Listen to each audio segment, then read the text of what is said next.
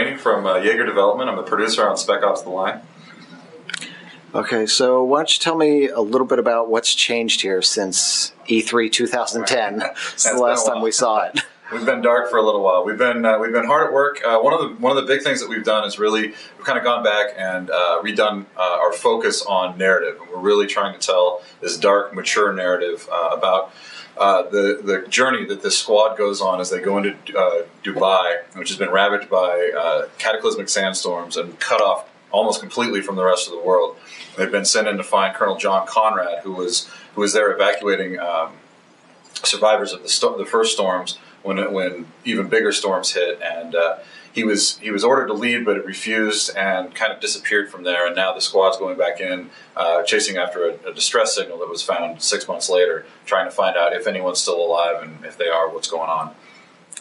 And now I see that we're talking about a lot of moral choices in this, and sort of gray areas and things like that. Can you go into some of that? Yeah, sure. That's really one of the things that we're trying to do with this dark narrative is put the player in the shoes of an actual combatants on a battlefield and make them feel evoke some emotion of the consequences of what they're doing and the choices that they have to make. One of the examples that you saw in the demo you just played, you have the choice between either saving a CIA commander that you've found and he might have some more information for you, or saving civilians who are caught up in the middle of this fight. And we really want the player to have to actually make those decisions and feel what it's like to be in that situation where it's good or it's not good or bad, it's bad or worse, and you have to make a decision that works for and keep your squad safe and do what you think is right. Is that going to change the narrative as you go through? So it will, in some ways. Most of the moral choices that we're doing are built around more the moment to moment of the decision that you're making. For instance, the one I just referenced, either saving the civilians or saving the CIA. That one will actually play out differently that very moment. There's either a big fight that happens right there, or you kind of sneak around some of the other stuff and find your way to save the civilians in a more stealthy fashion. Of course, and I ended up in the fight. Yeah, of course. A lot of people do, but that's really, again, that's the main thing we're going for, is to kind of put you in that situation to make that decision. There will be multiple endings, and some of the decision scenes that you see are a little less obvious. This one was very much almost the angel and demon on your shoulder. One squad mate saying go this way, the other that way. But some of them are a little less obvious. Where it's things that happen in the middle of battle, and you either pull the trigger or you don't. And sometimes I think you actually let the civilian live that came around the corner in that earlier level. That's the type of thing that is also there, because that's very much part of a real combat situation, is not knowing what's happening and making a decision on the fly. And sometimes it's good, sometimes it's not. Yeah, that's really cool. What about some of the weapons? Can you go into some of the different? Yeah, it's basically, it's a modern military shooter, so we're focusing on more realistic weapons, keeping that. We don't want to go overboard. We don't want to do a bunch of crazy stuff. It is based in reality. We really feel that helps tell the story better by having stuff that people recognize. And if it starts to go crazy and go kind of off the rails, then it loses some of that emotional impact, because it's no longer familiar to players. Okay. And I didn't when I was playing through it, but that's just the way I was playing.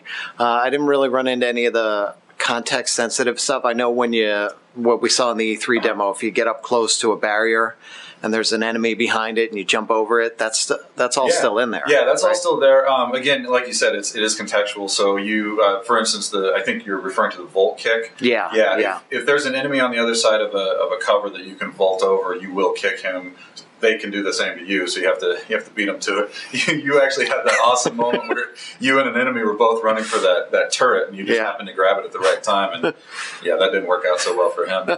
But yeah, there's also your squad will have there are contextual commands there with the squad. We wanted to avoid the micromanagement of the squad, but we still wanted to give you some control over that. So you are able to call out specific enemies that you want them to attack. And at times, if they're in a good position, they'll let you know that they can throw in a flashbang and give you an advantage. You also notice some of the sand gameplay that's there. For instance, grenades will actually kick up a big dust cloud, and that will stun your opponents, and then the squad will come in and finish those guys off. Again, giving you a bit of an advantage.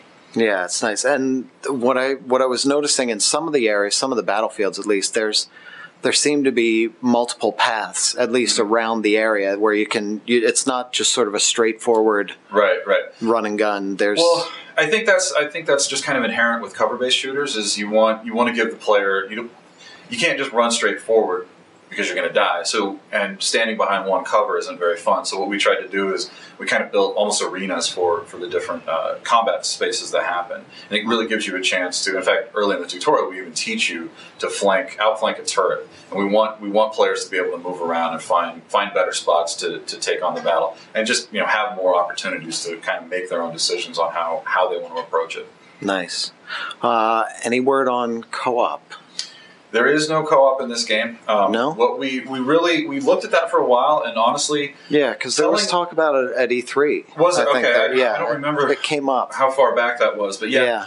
Really, what we decided, and again, this is something that's changed a bit since E3, but focusing on the narrative, it's really hard to tell a story with co-op. I mean, if you've played other games co-op with your buddies, nobody's paying attention to the story. Yeah, and so trying when you're really focusing on that, that's something that we found was really taking away from telling this, and especially when you're talking about the dark, mature themes that we've got running through this. It's you don't want your buddy on over the voice chat making jokes about stuff. You want to keep that tone the same. So that's one reason that we decided to go away from that. Yeah. Okay, and I'm assuming there's going to be multiplayer? There is multiplayer, but okay. I'm not allowed to talk about it. Yeah, of course.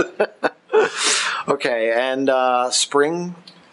Sometime in the spring this year is. You should be getting some more information on that soonish. Okay. PR guys can fill you in a little more on that, but definitely spring this year. Okay. Very close. Cool. All right. Thanks. Cool. Thank you.